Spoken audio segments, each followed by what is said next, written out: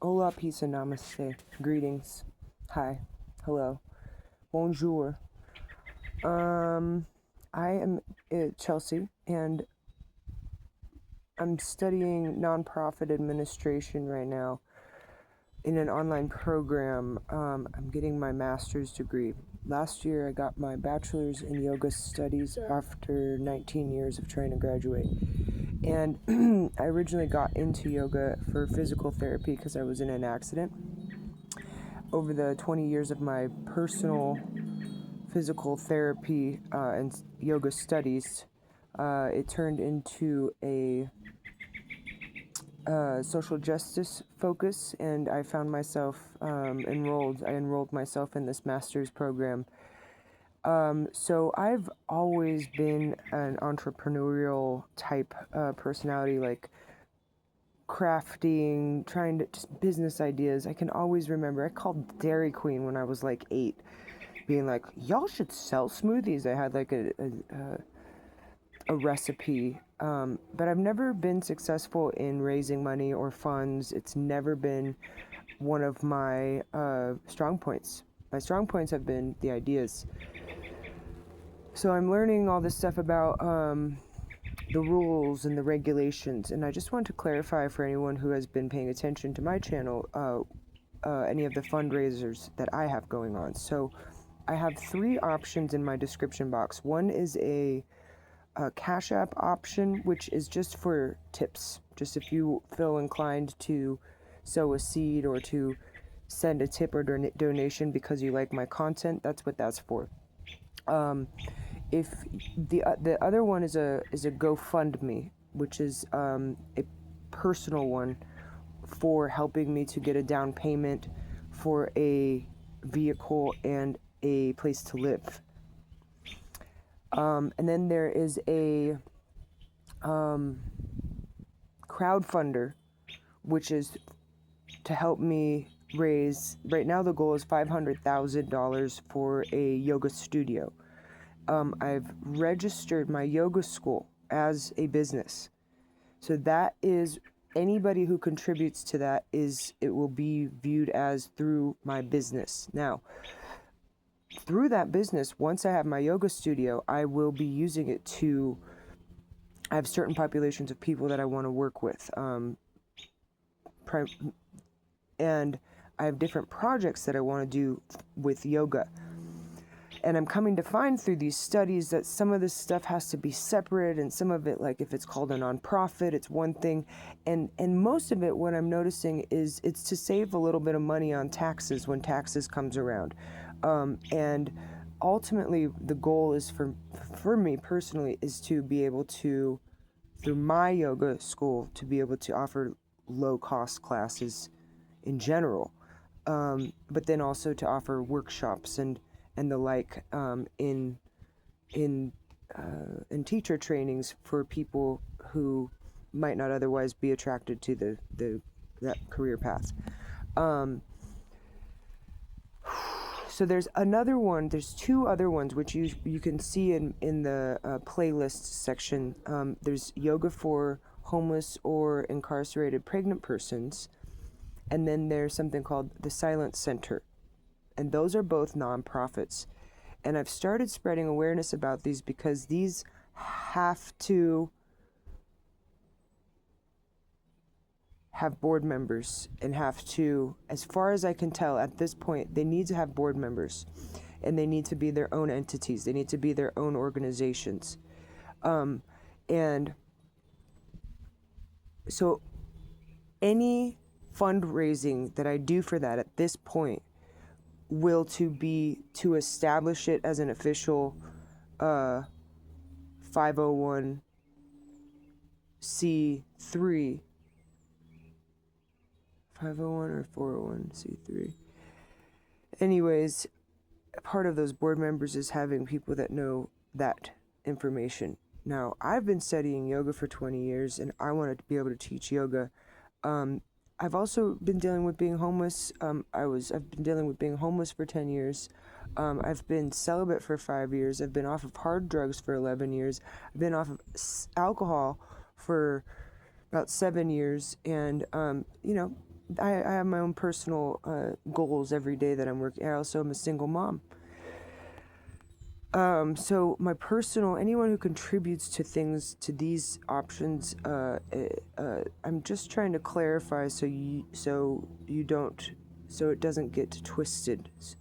There are some of these things that I will use for daily needs, like if I need to go to the store and get myself tampons, sometimes I'll use funds for that. But if I have a specific one for a nonprofit, legally, I can't really use that money for anything but the nonprofit. And so to remain transparent, anything that gets contributed to that, I will post receipts. I'll have a page where you can see where the spending is happening. The first step, the main spending for the nonprofit, and right now, really, I need the board members. I need the board members, and I do need the funding. For both my school and the nonprofit.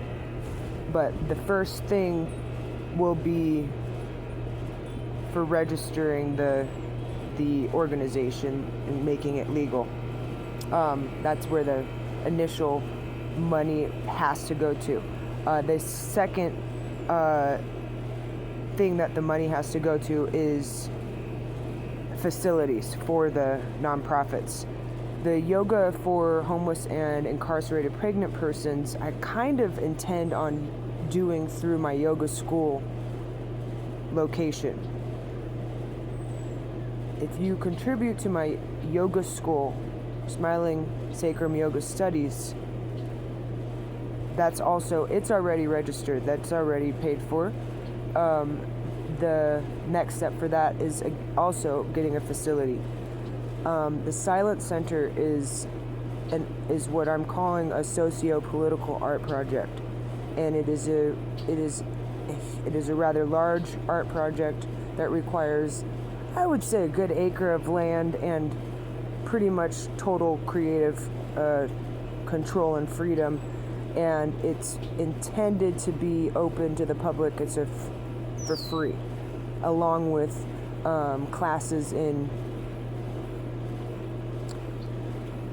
multilingualism, promoting multilingualism, financial literacy, and constitutional literacy. It has no political or religious affiliation, and it's dedicated to those who have been silenced or forced to speak.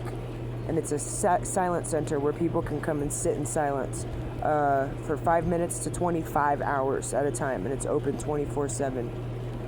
Now, this is intended to last indefinitely once it's open. So phase one of this we are in phase one of this, and so, which is getting it registered and getting the board members on board. In my fantasy, I don't know if it's a fantasy, but there are definitely certain figures, public figures and celebrities that I could imagine being cool sponsors because I like their character in what I see in the media. But I have my limits. Like, I'm not afraid to reach out to some celebrities and ask them to help promote my projects, but this isn't about fame. It is about we are specifically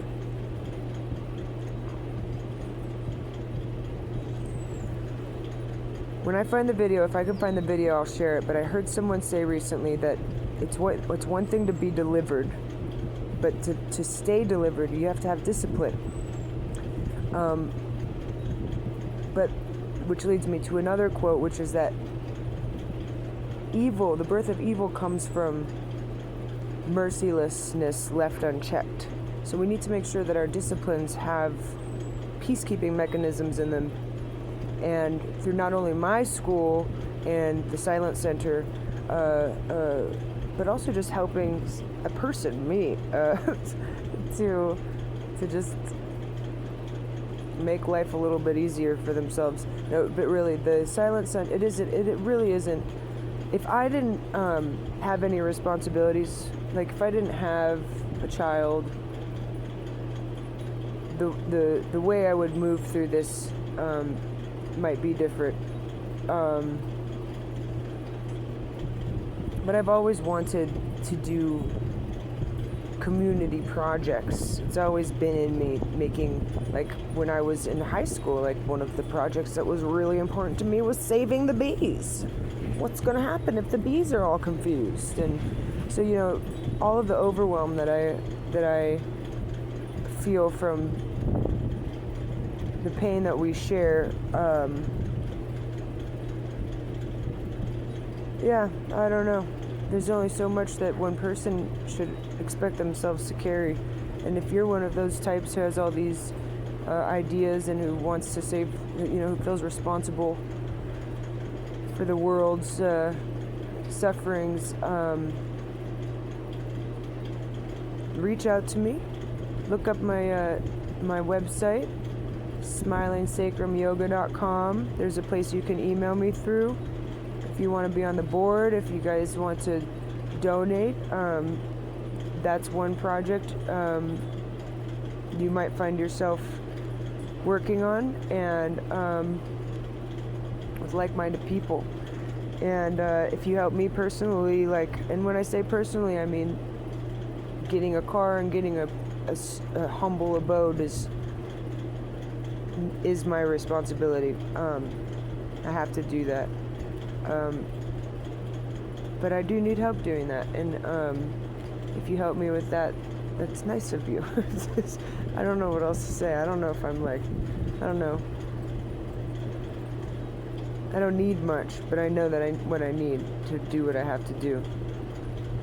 You can only talk about ideas so much before you need space and resources and materials to make those ideas happen. And my yoga school is definitely, I think, a result of the times. Like the times, it's appropriate for the times. It's not. There are a lot of diagnoses about mental health happening, and I have found that yoga in general, it's fundamentally and foundationally for mental health, and all the rest that we see coming from it is whether it's stress relief, or you're getting your body's more healthy, or whether you're having better sleep, or